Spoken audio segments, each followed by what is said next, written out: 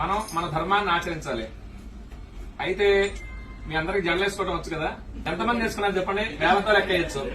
పూజకు వచ్చేటప్పుడు కొంచెం పద్ధతిగా రావాలన్నమాట. పంచమాంగళ్యాలు ఉంటాయన్నమాట ఆడవారికి. జుట్టు జడ వేసుకుని పూలు పెట్టుకోవడం, బొట్టు పెట్టుకోవడం, మంగళసూత్రాలు, మెట్టెలు, నల్ల పూసలు, గాజులు ఇవన్నీ కూడా ఈసారి నుంచి పూజకు వచ్చేటప్పుడైనా జడ వేసుకొని, బొట్టు పెట్టుకొని, గాజులు వేసుకొని అలా చేస్తూ ఉండాలి. ఎందుకంటే మన ధర్మాన్ని మనం కాపాడాలి. ఇప్పుడు మీ పిల్లలకు చెప్పాలనుకోండి, మీరేం చెప్తారు? ఇప్పుడు చెప్పబోయేది ఏంటంటే, మీ పిల్లలకి ఇప్పటి నుంచే సంస్కృతి సాంప్రదాయాలు నేర్పండి. ఇప్పటి నుంచి నేర్పకపోతే తర్వాత వాళ్ళు అలవాటు పడరు. ఇప్పుడు నేను కొన్ని పూజలు చేయడానికి వెళ్ళినప్పుడు వీళ్ళు పెద్దవాళ్ళు ఇక్కడ పూజ చేస్తూ ఉంటారు, పిల్లలు బెడ్రూమ్ లోకి వెళ్ళి ఫోన్ నొక్కుంటున్నారు, టీవీ చూస్తూనే ఉంటారు.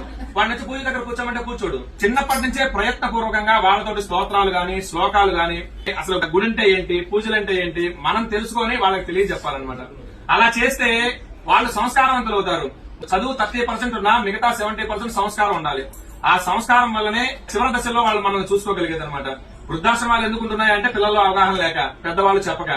అయితే ఇతర మతాల వాళ్ళు ఆ పుస్తకాలు గాని, వాళ్ళ మతాల గురించి గాని వాళ్ళు ప్రచారం చేసుకుంటూ ఉన్నారు. కానీ ఎంతమంది ఇళ్లలో భగవద్గీత గాని, భాగవతం గాని, రామాయణం గాని, ఈ ఇతిహాసాలు గాని, పురాణాలు ఎంతమంది ఇళ్లలో ఉన్నాయి?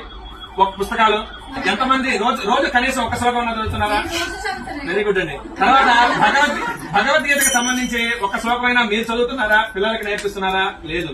కాకపోతే ఈ సీరియల్స్, సినిమాలు వస్తూ ఉంటాయి, ఎంటర్టైన్మెంట్ ఉండొచ్చు జీవితంలో. కానీ జీవితం మొత్తం ఎంటర్టైన్మెంట్ కాకూడదు. మనకి 54 లక్షల జీవరాశులు ఉన్నాయి. వాటిల్లో విచక్షణ కలిగింది, బుద్ధి కలిగింది ఒక మనుషులకి మాత్రమే. మనకి జ్ఞానం ఉంది, బుద్ధి ఉంది. మనం హిందూ ధర్మంలో పుట్టినందుకు ఖచ్చితంగా మన హిందూ ధర్మాన్ని పాటిస్తూ ఒకళ్ళ మతం మారకుండా కాపాడే విధంగా మనం ఉండాలన్నమాట. ఇప్పుడు ఎడారి మతం వాడు వచ్చేసి నా మతంలో ఇది ఉంది అని చెప్పినప్పుడు మనం కూడా చెప్పగలగాలిగా. శివుడు ఎంత శక్తివంతుడు, రాముడు ఎంత శక్తివంతుడు, విష్ణుమూర్తి ఎంత శక్తివంతుడు, వీళ్ళు ఎంతమందితో యుద్ధం చేశారు, ఏమేం చేశారని మనకు తెలియాలి ముందు, వాళ్ళకి చెప్పాలి అంటే. లేదు అంటే వాడు చెప్పేది నిజం అనుకుంటాం. కాబట్టి మనం నేర్చుకోవడం, కొంత సమయం భక్తికి, పూజలకి కేటాయించండి. అలాగనే ధర్మం తెలుసుకోవడానికి, ఆచరించడానికి కొంత సమయం కేటాయించండి. అలాగనే మీ పిల్లలకి కూడా చెప్పండి. పిల్లలకి ఇప్పటి నుంచే మొదలు పెడితేనే వినగలుగుతారు. నాకు తెలిసి మీ పిల్లలందరూ చిన్నపిల్లలు అయి ఉంటారు. మీరు కలిగిన కుర్చీలో కూర్చున్న కింద కూర్చున్న 10 సంవత్సరాలు వాళ్ళు ఉంటారు. కాబట్టి ఇప్పటి నుంచే మొదలు పెట్టండి. ఇప్పటి నుంచి మొదలు పెడితే కనీసం రోజుకు ఒక శ్లోకం, లేదు అంటే మన ధర్మం ఇది, బొట్టెందుకు పెట్టుకోవాలి. అలాగనే ఈ కొన్ని స్కూళ్లలో బొట్టు పెట్టుకోనీరు, జడ వేసుకోనీరు, రిబ్బన్లు వేసుకోనీరు, గాజులు వేసుకోనీరు. ఇప్పటి నుంచి ఇట్లా మొదలైతే ఇక పెద్ద అయిన తర్వాత అసలు వాళ్ళు మన మాట ఎందుకనమాట. వేరే మతాల వాళ్ళని పెళ్లి చేసుకోవాలన్నా కానీ దానికి వెనకాడరు.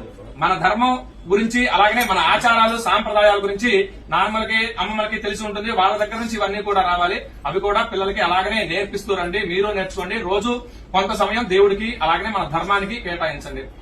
జై శ్రీరామ్.